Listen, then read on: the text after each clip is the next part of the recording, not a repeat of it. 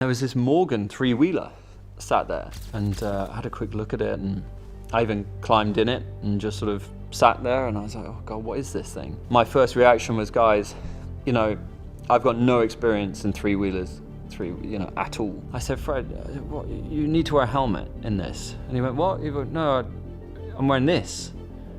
I said, and I looked at one of the guys and I said, no helmets, they're not wearing helmets.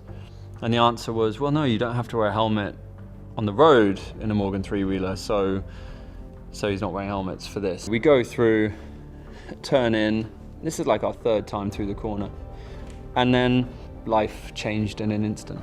And I remember thinking, if I can get out of this, or if we can get out of this and be in wheelchairs, we're lucky. I arrived really, really early, it was pitch black. And I remember I got to the production office and it was like -7 or something stupid like that. So I've got all these layers on, I've got the hat on, I've got my hood up, and there was this Morgan three-wheeler sat there. And I had a quick look at it, and I even climbed in it and just sort of sat there, and I was like, oh God, what is this thing? And my attitude was, where's the McLaren? The McLaren had to pull the car because it had a problem, which happens, you know.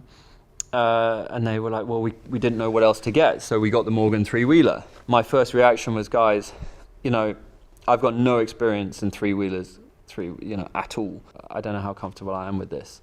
And they said, no, it's fine, you won't be driving this, one of the other pro drivers will. Nevertheless, I sat in the car, and first thing I realized was the roll hoop. The roll hoop was sort of below my shoulders, and I sort of thought, well, what's the point in having a roll hoop, you know? It's a three-wheeler. Famously, three-wheelers, you know, are more unstable than four-wheelers. And I said to one of the camera guys, I said, what happens if you roll one of these? And then this young guy who was there, wearing a Morgan uniform, said to me, oh, you won't roll this. He's like, it won't tip over unless you spin and you go backwards and then you put steering input. And he said, that's the only time there's ever a risk of tipping it. And I sort of thought, okay, well, yeah, fine. I mean, sounds dangerous to me. So I hopped out. Fred arrived, and he was getting changed, and he was wearing this Biggles hat with these goggles and all this kind of thing. And it was funny.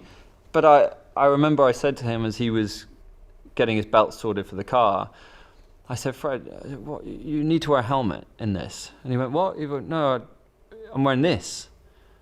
I said, and I looked at one of the guys and I said, no helmets, they're not wearing helmets. And the answer was, well, no, you don't have to wear a helmet on the road in a Morgan three-wheeler, so he's not wearing helmets for this. I could hear this request for the driver who had more experience than me, who was supposed to be in the Morgan three-wheeler, to come and help Fred. And anyway, no response on the radio, and they kept saying, you know, where is he? So somebody said, is Paul here? And I was like, yeah, I'm here. They said, could you come over here? So I got out my car, walked over. Fred draws up in the Morgan.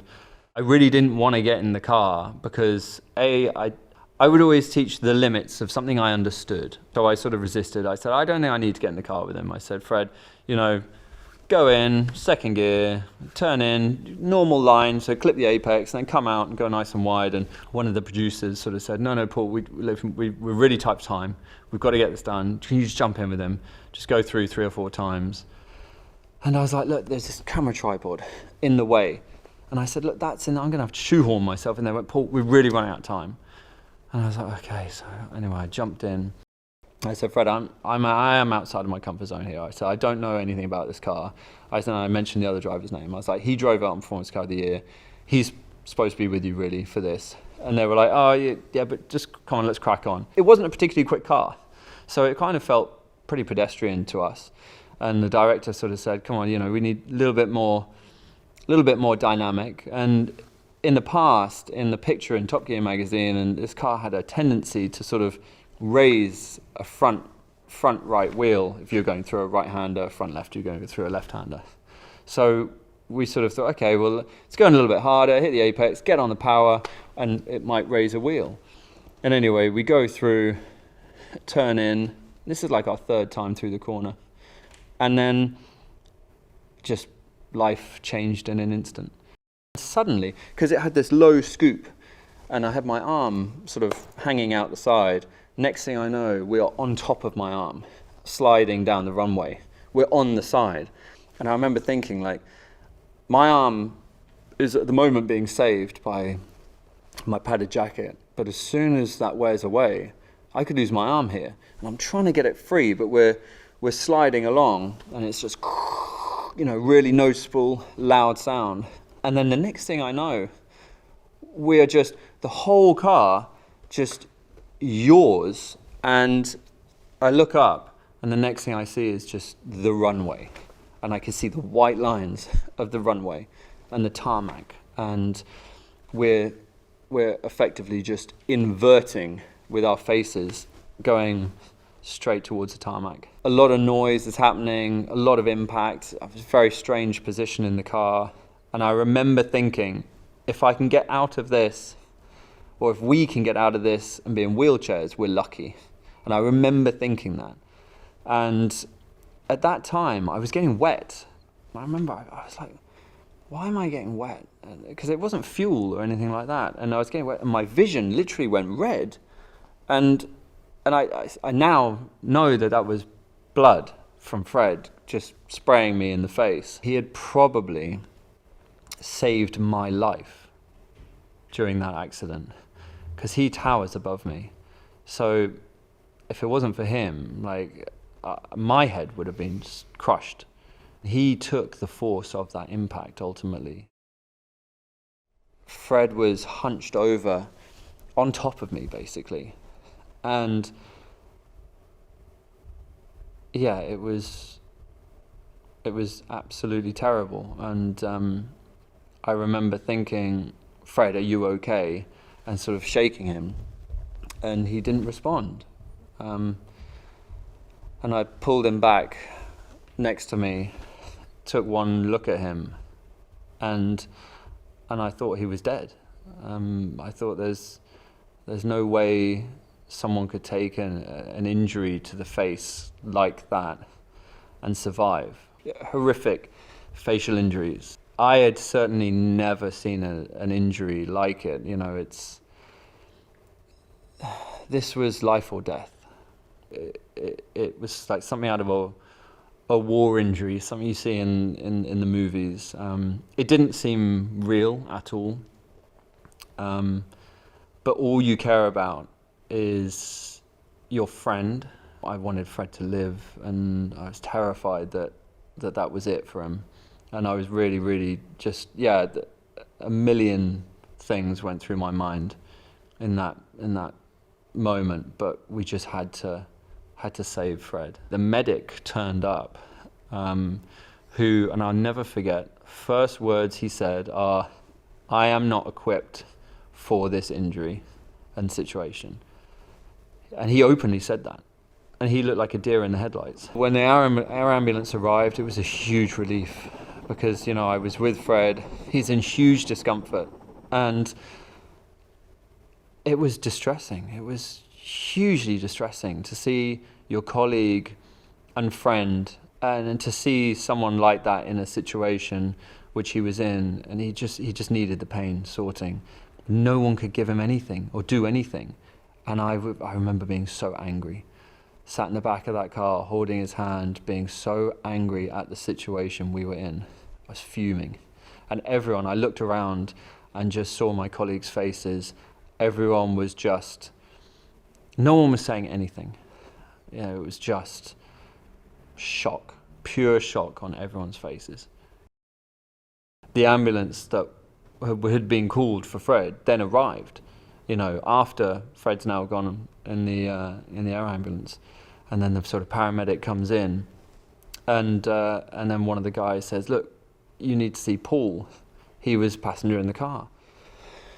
And the guy comes over to me, and he's like, "Right, I need to do an assessment." And so I take my top off, and we're doing movements and things like that. And he walks his fingers down my sort of neck and spine.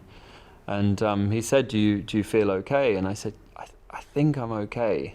I said, "I'm really sore and stiff, but I think I'm okay." And he walked his fingers down my spine, And I remember thinking he jabbed me with his finger, because I was like, ah. I was like, ow. And he was like, right, we need to get you on a spinal board. And I said, you just poked me really hard. And a couple of the guys were sort of, I was laughing it off a little bit. I was like, you just poked me really hard. And he was like, no, I didn't. It's tender.